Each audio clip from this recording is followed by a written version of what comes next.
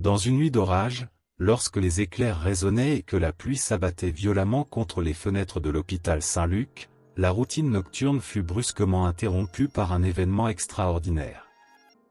Un tigre imposant, dont le pelage brillait comme du feu sous les lumières de l'hôpital, surgit à travers le hall principal.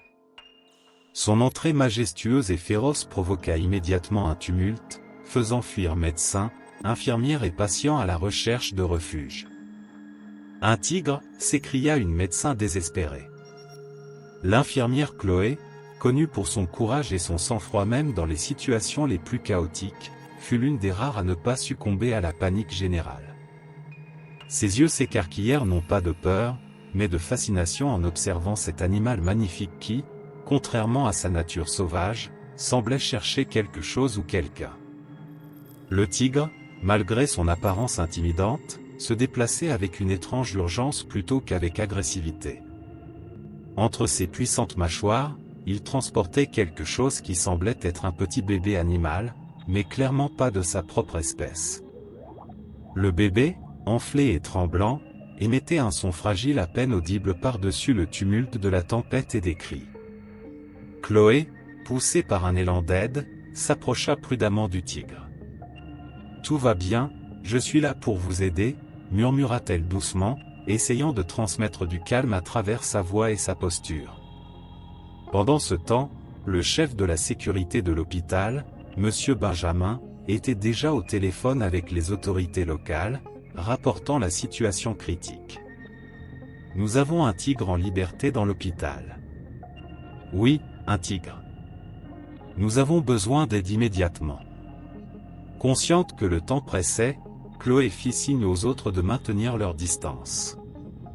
Elle remarqua que le tigre, malgré son imposante stature, montrait des signes d'épuisement et de peur, ses côtes discrètement visibles sous son pelage mouillé. Décidant d'agir, elle guida le tigre et le mystérieux bébé animal vers une salle isolée, utilisée pour le stockage de fournitures médicales. Une fois à l'intérieur, elle ferma la porte, se retrouvant enfermée avec les deux créatures énigmatiques. « Nous allons chercher de l'aide pour vous deux », leur promit-elle alors que le tigre déposait soigneusement le bébé animal sur le sol et se retirait dans un coin, observant chacun des gestes de Chloé avec des yeux attentifs et perçants. À l'extérieur de la salle verrouillée, l'hôpital commençait à se mobiliser sous la direction de Monsieur Benjamin, se préparant pour une longue nuit d'incertitude. La présence du tigre et la découverte du bébé animal non identifié posaient des questions qui exigeaient des réponses. D'où venait-il? Pourquoi un tigre aurait-il amené un bébé animal d'une autre espèce dans un hôpital humain? Et qu'est-ce que cela signifiait pour tous? Chloé sentait qu'elle se tenait au bord d'un mystère profond, dont les réponses pourraient changer non seulement sa vie, mais aussi la compréhension de la relation entre les humains et les animaux sauvages. Tandis que la tempête grondait dehors, elle savait que la véritable tempête ne faisait que commencer. Alors que la nuit avançait, la tension était palpable à l'hôpital d'Amiens. Chloé surveillait attentivement le bébé animal et le tigre, tous deux apaisés par sa présence sereine. Le tigre, épuisé, se reposait avec un œil toujours ouvert, tandis que le bébé, enveloppé dans des couvertures chauffées, montrait des signes de récupération. À l'extérieur de la salle, le chaos avait cédé la place à une opération coordonnée dirigée par Monsieur Benjamin, qui travaillait avec les autorités pour assurer la sécurité de l'hôpital. La police et une équipe de contrôle des animaux étaient sur place, prêtes à toute éventualité. Le moment de tension fut interrompu par l'arrivée du docteur Damien, un expert renommé des grands félins, appelé en urgence pour gérer cette situation inhabituelle. Grand et d'une prestance imposante, le docteur Damien dégageait une aura d'autorité et de savoir. « Comment va la situation ici ?» demanda-t-il à Monsieur Benjamin en s'approchant de la salle où Chloé se trouvait avec le tigre et le bébé animal. « Nous avons un tigre et un bébé animal non identifié isolés dans cette salle, » expliqua Monsieur Benjamin, désignant la porte. L'infirmière Chloé est à l'intérieur avec eux. Elle a réussi à apaiser le tigre d'une manière ou d'une autre. Le docteur Damien hocha la tête, son expression sérieuse s'adoucissant légèrement. Allons voir si je peux parler avec elle et comprendre mieux ce qui se passe.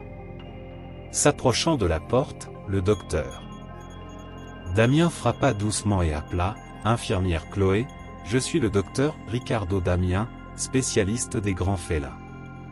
Pouvez-vous me dire comment vont les choses là-dedans? Chloé, entendant la voix calme du spécialiste, répondit depuis l'intérieur de la salle, le tigre est calme maintenant et le bébé animal semble se remettre. Ils sont ici avec moi, en sécurité pour l'instant. Encouragé, le docteur Damien demanda la permission d'entrer, assurant qu'il prendrait toutes les précautions nécessaires. Chloé ouvrit prudemment la porte, permettant au docteur Damien de voir par lui-même la scène inhabituelle devant lui. Observant le tigre couché paisiblement, le docteur Damien s'approcha lentement tout en maintenant une distance respectueuse. Il examina le bébé animal avec un mélange de curiosité et de préoccupation. Ce bébé animal n'appartient pas à la même espèce, c'est évident. Il a des caractéristiques que je ne reconnais pas immédiatement. Chloé, soulagée d'avoir quelqu'un avec une expertise spécialisée à ses côtés, partagea ses observations sur le comportement du tigre et l'état du bébé animal. Écoutant attentivement, le docteur Damien commença à formuler une hypothèse. Il est possible que ce tigre vienne d'un endroit où il était maintenu en captivité. Cela expliquerait sa familiarité avec les humains et peut-être même la présence de ce bébé animal, que je soupçonne être d'une espèce rare, voire inconnue. L'expert alors proposa un plan d'action, nous devons transférer les deux animaux dans un environnement plus sûr et équipé, où nous pourrons en prendre soin correctement et mener une enquête plus approfondie.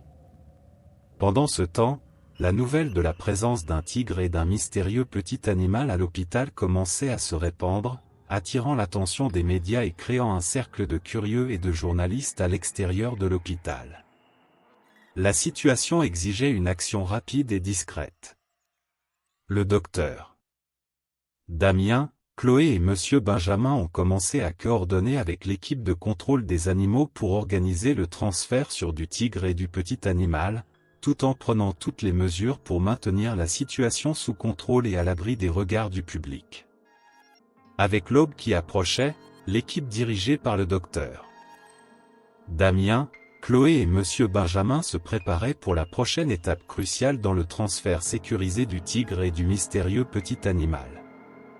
Alors que les rayons du soleil perçaient la brume de la pluie de la nuit précédente, ils travaillaient sans relâche pour organiser la logistique. La pression était intense en raison de la présence croissante de journalistes et de curieux à l'extérieur de l'hôpital. Le docteur Damien avait sécurisé un centre de réhabilitation spécialisé dans les grands félins et les espèces rares, avec des installations de quarantaine adaptées pour surveiller et soigner les animaux sans risque supplémentaire. Chloé, inquiète de la séparation imminente du tigre et du petit animal, avait confiance en l'expertise du docteur Damien. Elle avait développé un lien spécial avec les animaux durant la nuit tumultueuse et observait le tigre avec un mélange de préoccupation et d'admiration, alors qu'il restait calme et vigilant. Nous avons une équipe spécialisée en route, avec un équipement de transport approprié, répondit le docteur Damien. Nous allons légèrement anesthésier le tigre pour assurer un voyage tranquille. Quant au petit animal, il semble assez stable pour être transporté dans une incubatrice spéciale.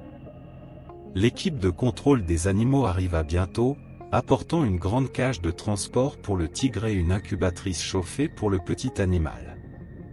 Avec des mouvements précis et coordonnés, les animaux furent préparés pour le transport. Chloé, soulagée de les savoir entre de bonnes mains, ressentit une légère anxiété pendant que le tigre était doucement endormi sous la supervision du docteur Damien. Elle s'approcha pour murmurer des paroles réconfortantes, « Tout ira bien, mon ami. Nous prendrons soin de vous et de votre petit. » Une fois tout prêt, le tigre et le petit animal furent soigneusement placés dans leurs moyens de transport respectifs.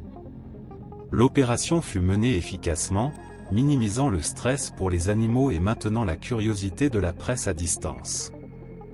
Monsieur Benjamin coordonna avec la police pour assurer un périmètre sécurisé, permettant un transfert discret. Le convoi se dirigea vers le centre de réhabilitation, escorté par les forces de l'ordre. Pendant le voyage, Chloé et le docteur Damien discutèrent des prochaines étapes. Dès qu'ils seront installés en sécurité, nous devrons effectuer une série d'examens pour mieux comprendre leur état, expliqua-t-il. Et surtout, nous devons identifier l'espèce exacte du petit animal et comprendre comment il s'est retrouvé avec un tigre. Chloé acquiesça, absorbant les implications de ses paroles. Et pour le tigre ? Vous avez mentionné qu'il pourrait provenir d'un élevage. Cela signifie-t-il qu'il pourrait y avoir d'autres personnes gardant ces animaux illégalement ? Exactement, confirma le docteur Damien. C'est quelque chose que nous devrons approfondir, non seulement pour la sécurité de ces animaux, mais aussi pour nous assurer qu'il n'y en a pas d'autres dans une situation similaire, voire pire. À leur arrivée au centre de réhabilitation, une équipe de vétérinaires et de spécialistes de la faune les accueillit. Le tigre et le petit animal furent conduits dans la zone de quarantaine, où ils commencèrent leur convalescence et où de nombreuses questions attendaient des réponses. Chloé, regardant en arrière alors que les portes se refermaient, ressentit que ce n'était que le début d'une histoire plus vaste. Au centre de réhabilitation, une atmosphère d'attente scientifique enveloppa l'équipe alors qu'elle se préparait à l'arrivée du tigre et du mystérieux petit animal. Les installations de quarantaine, habituellement réservées aux cas spéciaux, n'avaient jamais hébergé une combinaison aussi inhabituelle de résidents. Chloé observait pendant que les spécialistes transféraient les animaux dans leurs nouvelles installations temporaires, veillant à minimiser le stress. Même sous un léger sédatif, le tigre restait vigilant, scrutant l'environnement avec prudence. Le docteur Damien dirigeait l'opération, donnant des instructions précises pour assurer la sécurité de tous. Nous limiterons les interactions au minimum au début, expliqua-t-il. Le petit animal, maintenant plus actif et curieux, explorait l'incubatrice avec un regard intrigué vers les humains autour, tandis que l'équipe médicale se préparait pour des examens génétiques et médicaux qui pourraient éclaircir l'origine de l'animal. Pendant ce temps, Chloé profita d'un moment de calme pour discuter avec le docteur Damien des préoccupations soulevées précédemment. Docteur, en ce qui concerne le tigre, par où devrions-nous commencer l'enquête sur son origine ? Son comportement relativement docile indique clairement qu'il a été sous la garde humaine. Docteur Damien, regardant pensivement le tigre qui reposait maintenant, répondit « Je vais contacter quelques organisations de conservation et les autorités chargées de la répression du trafic d'animaux. Il pourrait avoir des enregistrements ou des rapports sur des tigres disparus ou vendus illégalement. Cela pourrait nous donner une piste. » La conversation fut interrompue par l'approche d'un des vétérinaires du centre avec une mise à jour. Nous avons effectué une première série de tests sur le petit animal et avons découvert quelques anomalies dans sa structure génétique. Il est trop tôt pour tirer des conclusions, mais les résultats préliminaires suggèrent qu'il pourrait être un descendant d'une espèce considérée comme éteinte. Chloé et le docteur Damien échangèrent des regards de surprise et d'inquiétude. « C'est extraordinaire, dit Chloé. Mais cela accroît également notre responsabilité. Nous devons protéger ce petit animal à tout prix. Oui, et cela inclut de garder tout cela confidentiel jusqu'à ce que nous comprenions complètement ce à quoi nous avons affaire, ajouta le docteur Damien. La dernière chose que nous voulons est d'attirer une attention indésirable de personnes dont les intentions pourraient être nocives. Au cours des jours suivants, le centre de réhabilitation devint un lieu d'intense activité scientifique, avec des spécialistes en génétique et en conservation contribuant de leurs connaissances. Chaque examen du petit animal soulevait de nouvelles questions, tandis que chaque observation du tigre augmentait l'urgence de découvrir son origine. Pour Chloé, chaque jour passé là-bas représentait un voyage de découverte, passant des heures à documenter le lien visible entre le tigre et le petit animal, quelque chose qui transcende la compréhension commune du monde naturel. Pendant que le mystère entourant le petit animal s'approfondissait, une enquête plus vaste commençait à se dérouler. Le docteur Menezes et son équipe collaboraient avec des autorités spécialisées dans la lutte contre le trafic d'animaux, cherchant des liens qui pourraient révéler l'ancien lieu de captivité du tigre. Cette enquête pourrait fournir la clé pour comprendre comment un animal d'une espèce potentiellement éteinte s'était retrouvé sous leur garde. Pendant ce temps, Anna se consacrait entièrement aux soins quotidiens et à l'observation du tigre et du petit animal au centre de réhabilitation. Ses notes méticuleuses sur les interactions entre les deux révélaient un comportement protecteur et paternel surprenant de la part du tigre, des éléments essentiels pour comprendre la dynamique entre ces créatures uniques. Un matin froid et brumeux, l'équipe reçut la visite d'une spécialiste en génétique de la conservation, l'ADRA. Elena Vargas, qui apportait avec elle des équipements avancés pour réaliser des analyses génétiques plus détaillées. L'ADRA. Vargas, une femme à la voix douce mais au regard intensément concentré, alla droit au but dès son arrivée. Les informations génétiques de ce petit animal pourraient changer ce que nous savons sur la biodiversité et l'extinction. Je suis ici pour m'assurer que nous extrayons et interprétons correctement ces données. Avec l'ADRA. Vargas à la tête des tests génétiques, l'équipe se concentra sur le petit animal. Les premiers résultats suggérèrent que le petit animal pourrait être un descendant direct des tigres de Tasmanie, considérés comme éteints depuis plus d'un siècle. La révélation causa un tumulte parmi les scientifiques et les conservateurs, ajoutant une nouvelle urgence pour protéger l'intégrité génétique de l'animal. Pendant ce temps, le docteur Menezes suivait une piste prometteuse concernant l'origine du tigre. Avec l'aide de documents récupérés lors d'opérations contre le trafic d'animaux, il identifia un établissement illégal démantelé dans un pays lointain, où des animaux exotiques étaient détenus en vue de leur vente illégale. Lors d'une de ces mises à jour régulières avec Anna, il expliqua qu'ils organisaient une expédition pour enquêter sur le site et rechercher davantage de preuves.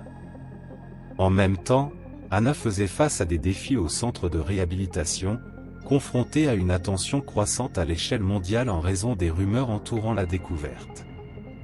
Malgré les efforts pour maintenir l'affaire confidentielle, elle répondait fréquemment aux questions des journalistes, ajoutant au stress de ses responsabilités. Pendant ce temps, l'équipe dirigée par le docteur Menezes découvrit des installations abandonnées dans l'établissement démantelé, qui avait un jour hébergé diverses espèces exotiques, y compris des tigres. Les équipements et les documents trouvés suggéraient un réseau étendu derrière le trafic de ces animaux, fournissant des éléments cruciaux sur la manière dont le tigre avait été transporté si loin de son habitat naturel et renforçant l'urgence de la conservation. Au centre de réhabilitation, Anna et l'ADRA. Vargas se préparait pour une conférence de presse, consciente de l'impact mondial de leur découverte.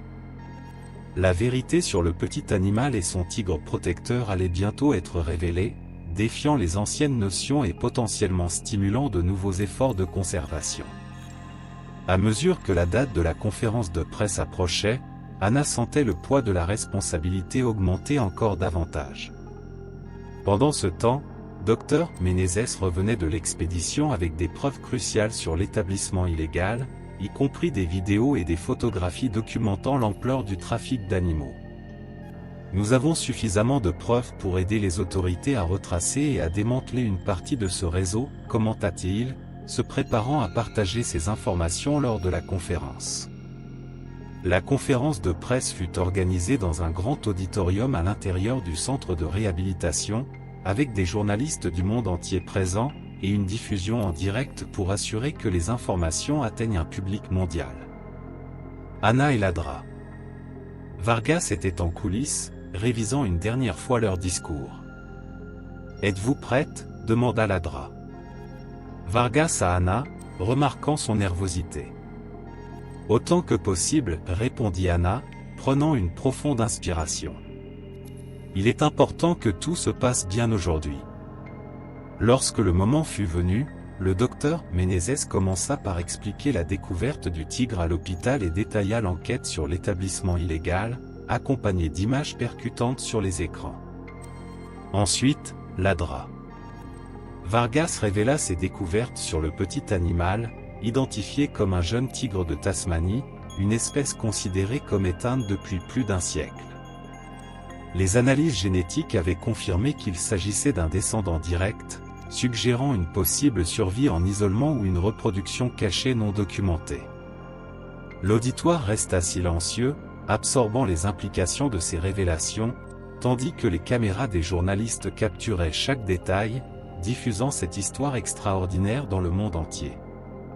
Anna souligna l'urgence de la conservation et de la protection pour le tigre et le petit animal, mettant en avant l'importance de combattre le trafic d'animaux et de protéger toutes les espèces contre les menaces humaines. Après la conférence de presse, les questions des journalistes portaient sur des détails concernant l'établissement illégal et les mesures de protection pour le petit animal et d'autres animaux dans des situations similaires. Alors que le monde digérait les nouvelles, Anna retourna au centre, se sentant soulagée mais consciente que le véritable voyage ne faisait que commencer. L'histoire du tigre et du petit animal avait captivé l'attention mondiale, et il était maintenant crucial de saisir ce moment pour promouvoir des actions concrètes dans la conservation de la faune et la lutte contre le trafic d'animaux. Avec le soutien de la communauté internationale désormais assurée, Anna, le docteur Menezes et l'ADRA. Vargas se préparait pour les prochaines étapes, déterminé à faire une différence durable dans la protection de ces créatures magnifiques et de leur héritage pour les générations futures.